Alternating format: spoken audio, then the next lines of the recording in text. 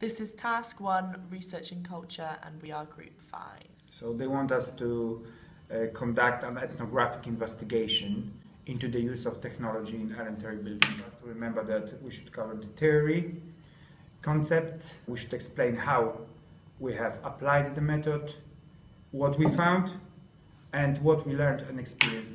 Guys, what do you think about interview? We should interview one person or variety of people? We should interview a variety of people because the ethnographic method requires us to talk to different kinds of people, not just based on one type of, Right. So if we go to students and lecturers, anyone sort of that knows about the technology. That's great. We should use like more open questions than direct ones, which means we get more out of the interviewee. So since we're doing scholarly research, in this quote by Humphrey Atkinson, it says that scholarly research is, generally speaking, more systematically, objectively, more carefully and more concerned about correctness and truthfulness than everyday research. We need to make sure that everything we say is correct and that we're systematic, And objective. Yeah. Erin, where are we going? We're going to go do some ethnographic research in the different parts of the elementary building.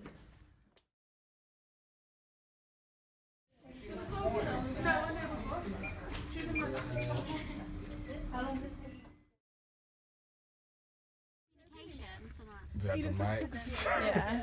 We have the levels to control the levels of each of the mics. It's more of how can you bring people in and how can you bring people out and make it mesh together. So that's what they do. So you can control like the sounds.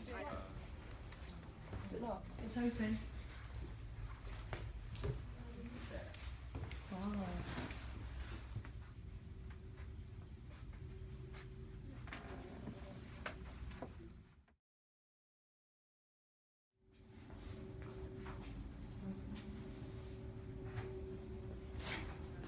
A digital medium format camera which we've had to have an induction to use, but you know, things like that we rely on quite a lot for our course, especially now being in my final year. We need all the equipment available to us. Obviously we've got the lighting, you know, we've got like the softbox and these can be adjusted. We've got computers that we can sync up the cameras to see what we're kind of looking at. I hope so. Yeah. Did you have a lot of like teaching? We did, yeah. I spent a lot of the time in the studio kind of figuring out how things work anyway by myself, so it's pretty cool. Technology and then technology. How are we going to talk about like the differences? Oh, I've never been in yet.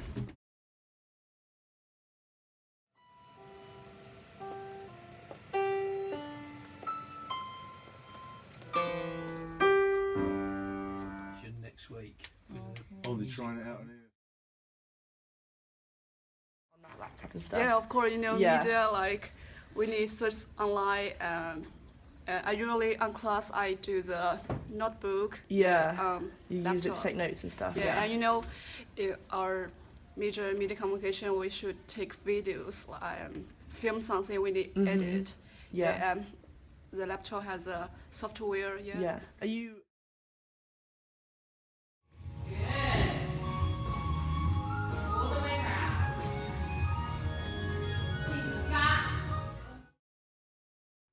Well, yeah, it is.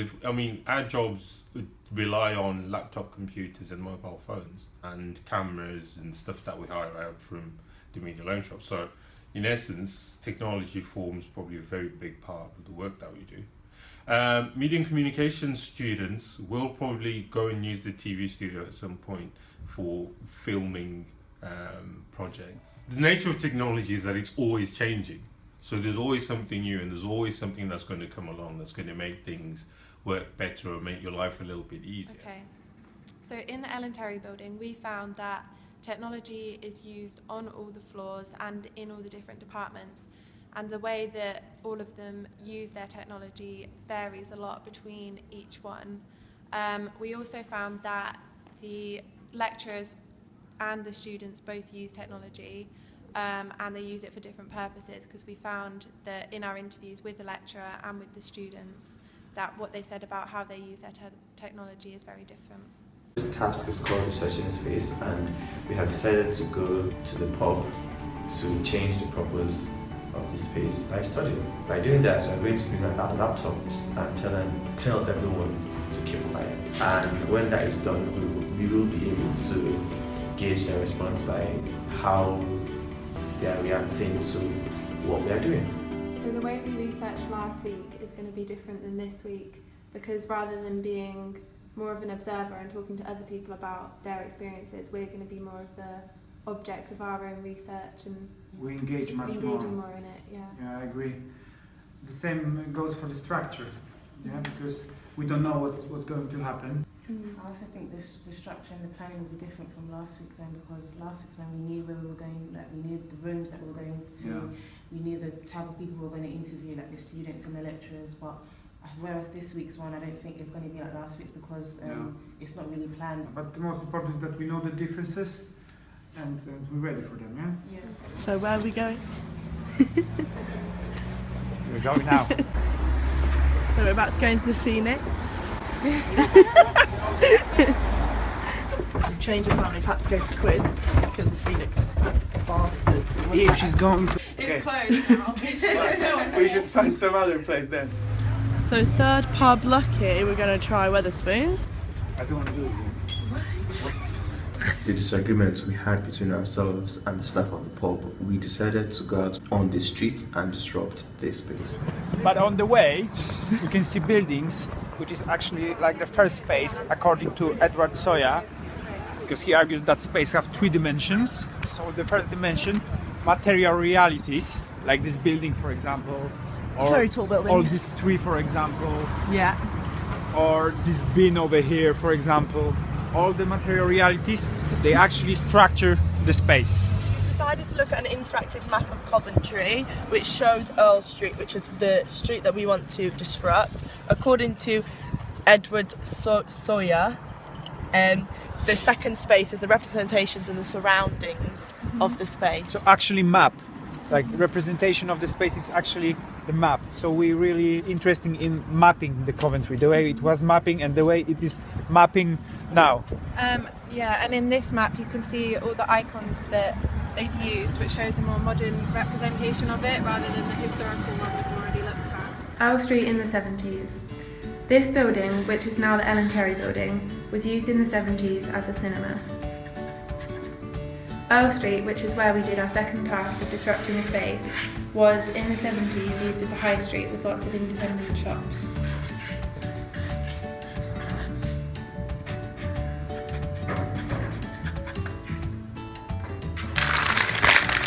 The purpose of Earl Street started changing when the university moved in. The cinema was converted to the Ellen Terry building. Where the shops used to be, the hub was built. We disrupted Earl Street by bringing the purpose of the university even further out, therefore changing its purpose. We disrupted this space more than anyone before because rather than using the space to walk, we used it to study and stopped other people from being able to walk past.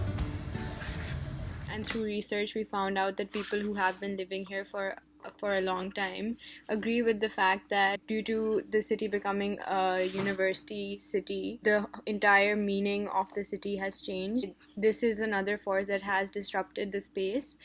So then, based on this idea, we went and set up our experiment, and now you're going to get to see what the reactions of the people passing by were. Okay, so we are trying to disrupt the space here in Coventry.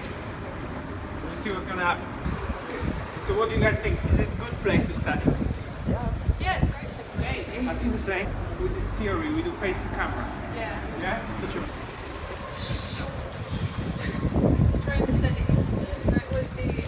You're such idiots. People are looking at us.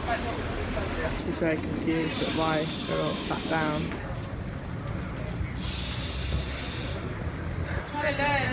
Trying to study here.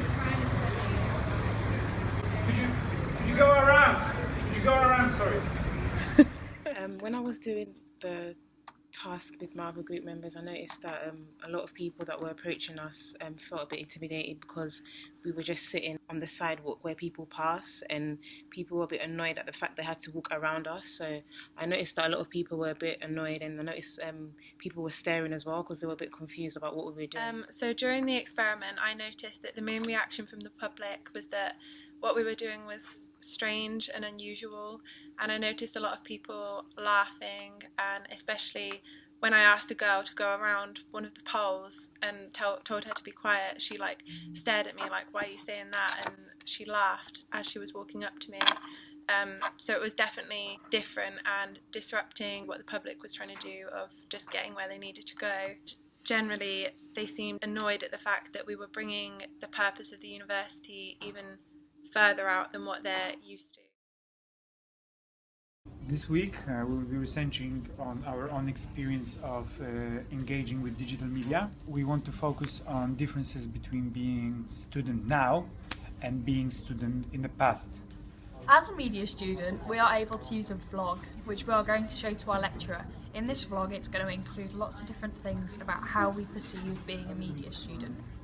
So we're going to film clips of us going to lectures, us filming, editing, things like that show us like everyday media student activities. Through watching our progression, we're going to be able to view some of the videos which are seen on the actual media blogs themselves and include those videos in our own work. Hello, my name's Erin and I'm a media and communications student. Studying media, I am able to create the opportunity of becoming someone in the media.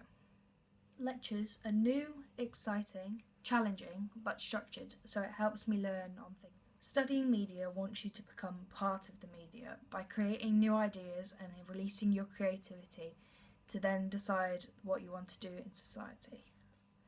With the help of social media on our new laptops, we are then able to get more connected with what's going on around us by checking our news, Facebooks, Twitters, and also keeping in contact with the lectures and seminars on the online blogs.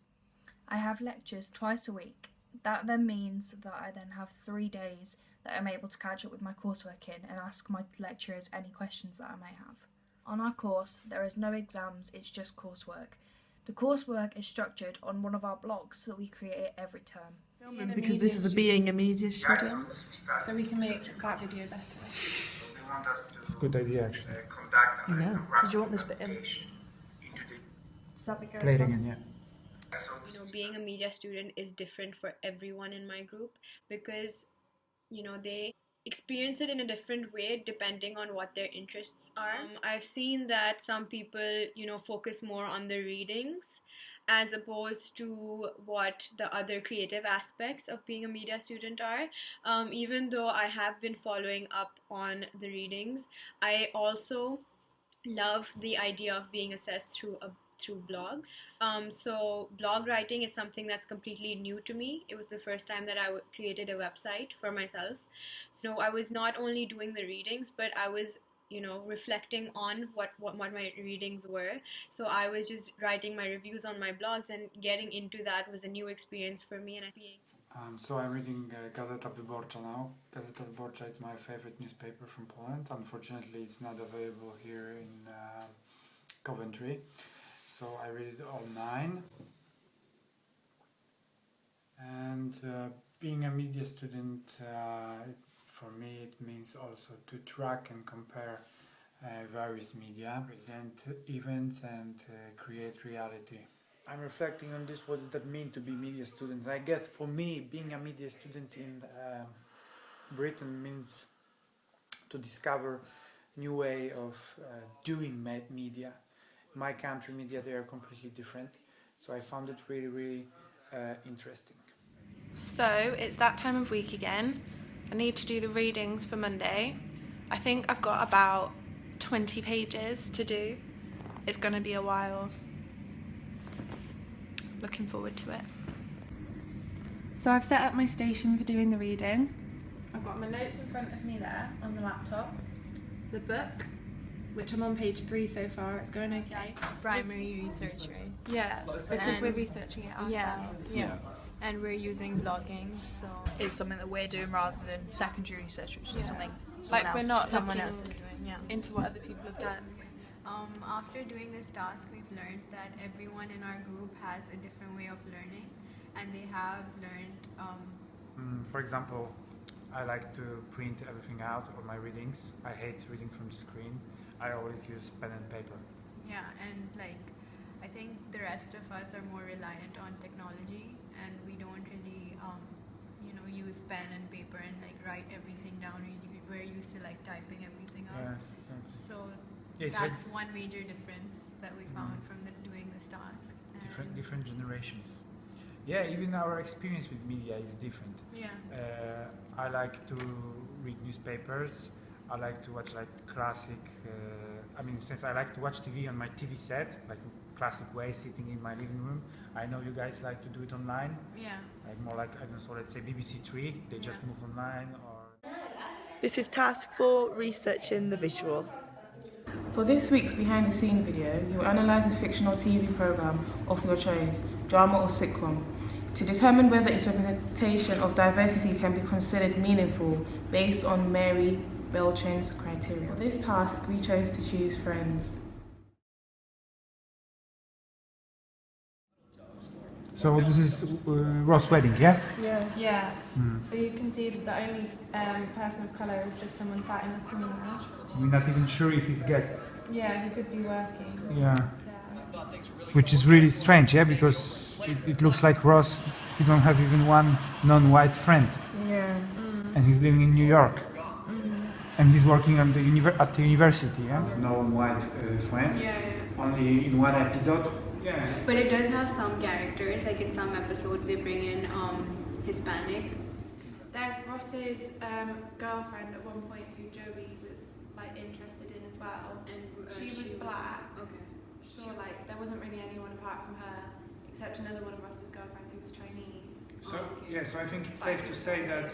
So we can say that they brought in characters from different ethnicities for 1 or 2 episodes to show that they realize that we can bring in different characters. It's safe to say that in France, characters of color are not fully. The only characters of colour are Ross minor ones which don't stay permanent in the show. And even most of the minor characters still aren't characters of colour. There's only a few that are. Mainly the main characters who are all white again. They were sort of just putting non-white characters in for the sake of it, just to show that they've included it. Not necessarily it didn't seem very... Because they didn't want to be accused. Yeah. That there's that they're all white, so they said, okay, let's just do it and clearly cover that, yeah? New York as well is a very diverse place, so I don't think that the way they represented it in the show necessarily actually represented what it's like in New York. Exactly. So I don't think they really did reach a new audience with it. Yeah. Because they weren't necessarily representing them. If they just, all 6 of the main characters are white, mainly of the other characters are white as well. So it's mainly just going to be middle class white people that would want to watch it. Hans is from Nigeria. If Friends as a show is popular in Nigeria and in Africa in general, he said that it's really popular. So yeah, even in Pakistan it's really popular. Everyone knows. Funny, so people enjoy watching it. Yeah. Right, because it's funny, because it's a good show, but definitely it's not because of the diversity in the cast, yeah? But you're right, it's a good show, so people, they don't really pay any attention to this. Yeah, because they know it's so popular, so that's why they don't really focus on these kind of things, I feel like. Yeah. All of the writers and producers, I find it on IMDb, but basically all of them are white, so they don't have much knowledge about it. Zero, yeah. So I don't think they really show it in the programme either. Yeah, most definitely, yeah. So they don't have any insights, yeah? Let's just have a look. Racist in the sense that there's no diversity at all. There's no diversity. And it's not natural, yeah? Because it's New York. But then which again, is actually another point. But then again, that still happens in a lot of countries. People usually choose to stay with their own kind. That's true. So it's possible that, But for example, third point is, does the diversity of the cast appear natural? For me, if I think about New York, I see diversity. they show that diversity in the show, they just don't show it in the main cast. Like when they show the episodes, that coffee shop that they're in, they show different kinds of people coming in and going out. They don't just show white people coming in and going out. I'll have a look. The writers are here. David Crane was born in Philadelphia, so him and Marta Kaufman were the main writers, but they're still. I didn't say anything wrong. Like, yeah, but they're still not diverse, and they basically wrote all of the episodes. They did 236 episodes each. Yeah, like all of the top cast, they're all white. Oh, except that's Charlie. She's in 9 episodes. She was probably the only one, I think.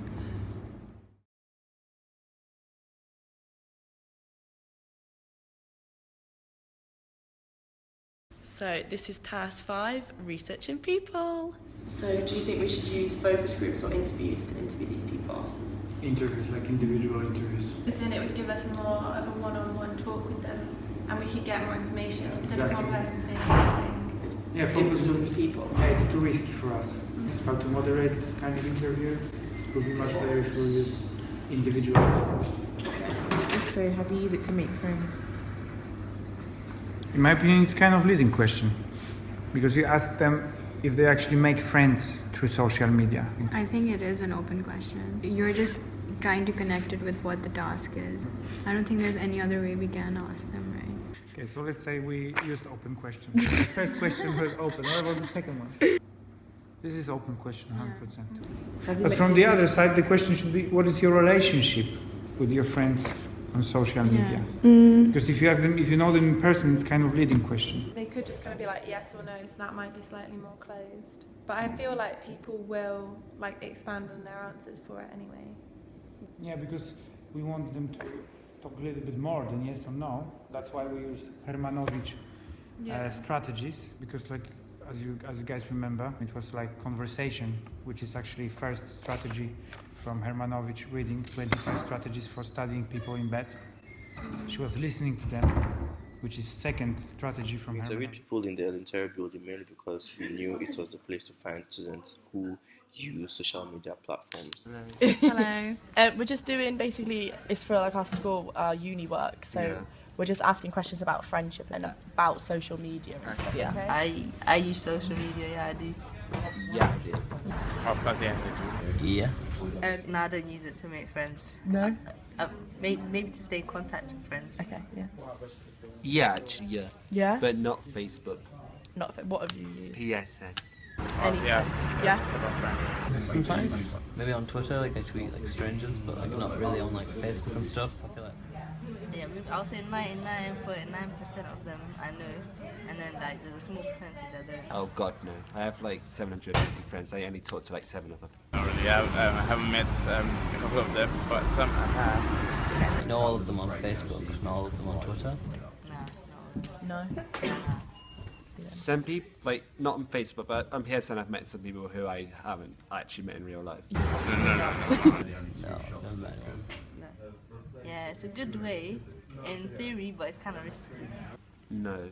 No. It depends how you use it. If it's like Facebook, I don't think it is. If it's something like where like PlayStation Network or like some way you can like do things with your friends, and yeah. But if it's just chatting to them, I don't think it's necessarily the best way.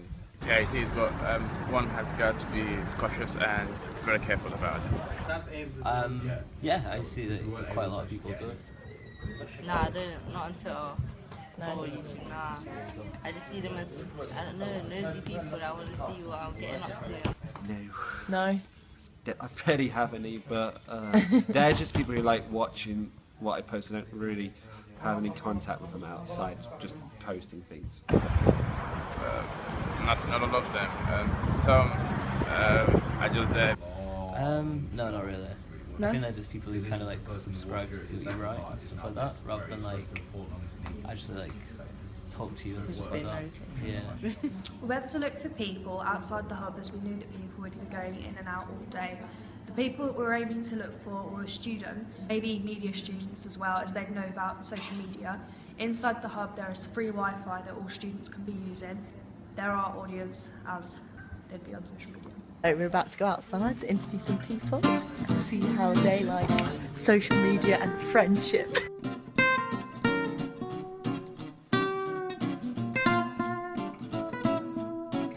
So I'll just go here. In the middle of conversation. Should we ask that guy? Him? Yeah. Go for it. The people that we interviewed were actual students from Coventry University, so it meant that it was easy to access them as we just walked past them in the street. The people that we interviewed are all likely to be on social media because they are our target age range, which are in the group of between 18 to about 23. These are the people that we see every day. We chose these people as our target audience because we know that they're going to be on social media due to being students and needing to hand in assignments and contact people in their groups, as well as individual essays. This is task 6, researching the sensory. This week's task is to identify a smell that is significant and meaningful, either to the group as a whole or to an individual within the group. Our task is also to identify how we can communicate, know, and say something meaningful about the smell. We have chosen to look at jasmine as our smell, because it have lots of different cultural significance. For example, in Pakistan, they use jasmine oil in weddings. And here in UK, you can find jasmine candles, which they don't have in Pakistan. We thought it would be good to look at the different cultures and how jasmine is used there.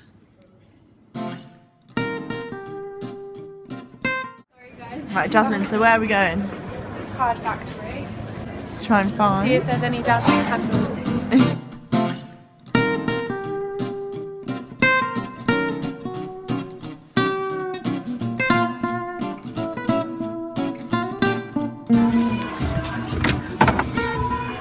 Found a coastal jasmine.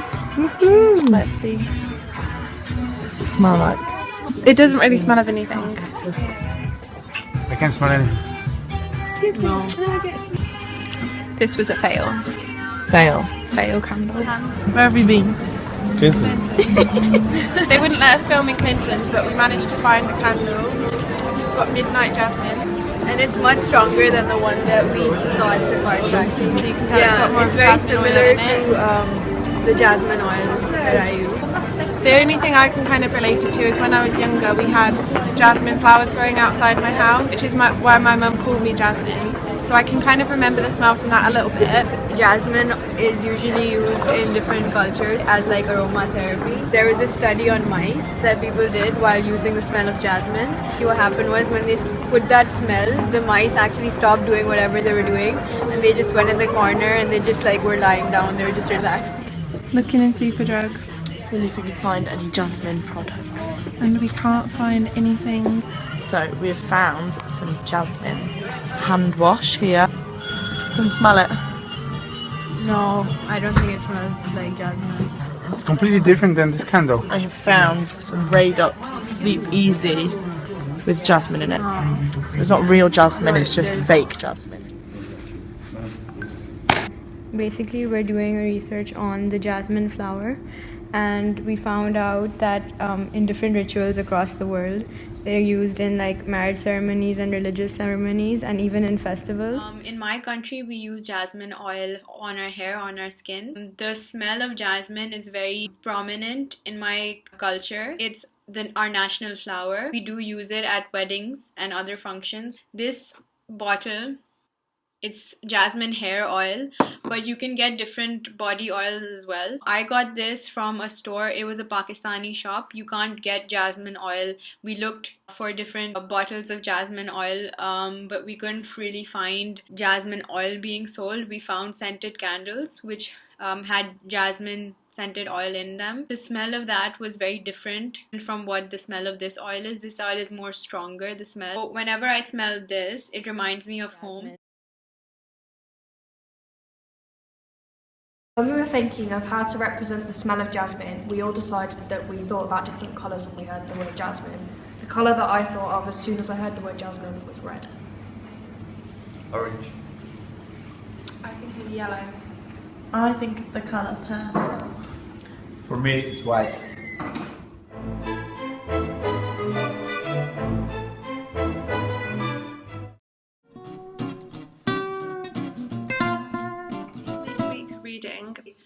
found a quote that says, "Any culture is an order of sensory preferences, and in the tribal world, the sense of touch, taste, hearing, and smell were developed for very practical reasons to a much higher level than the strictly visual." So we can relate this to how we have chosen jasmine oil as our smell, because in a lot of different cultures, it's a very symbolic smell that they use, but it means different things to different cultures.